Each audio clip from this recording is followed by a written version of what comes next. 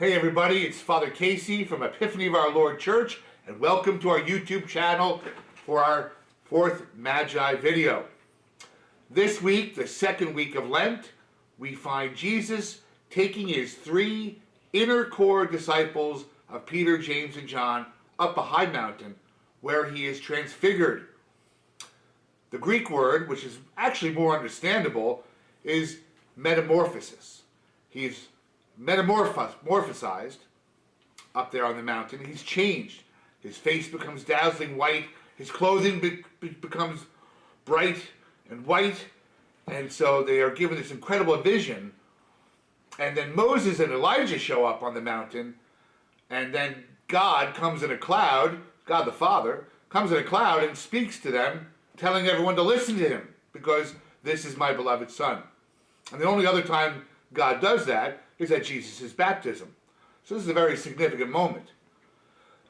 But I find it so strange, like why we've left the desert last week where Jesus does battle with Satan, and now we have the church putting this reading where Jesus is on top of a mountain being changed into this bright light, this glorified person.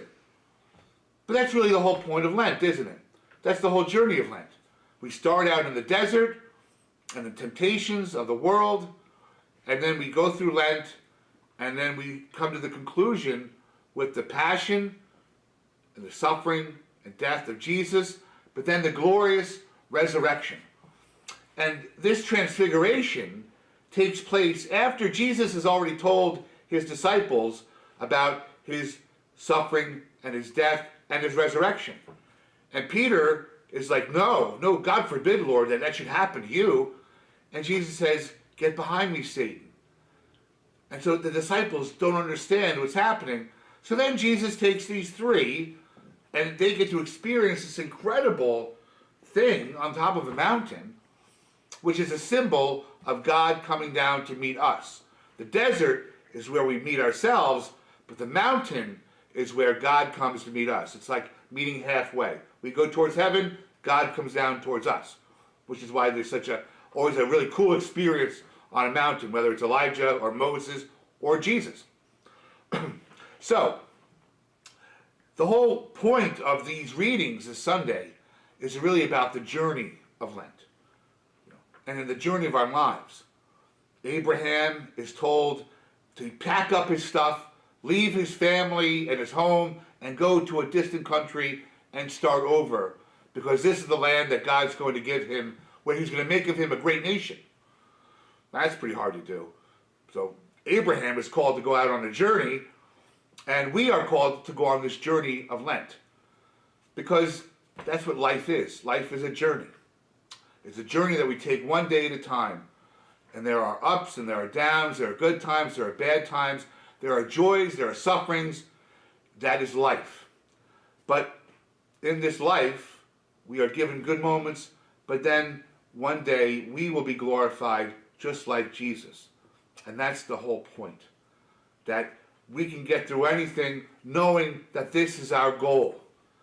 That one day we will be glorified with Jesus. So no matter what we're going through this week, whatever we're going through in our lives, some of us might be battling cancer.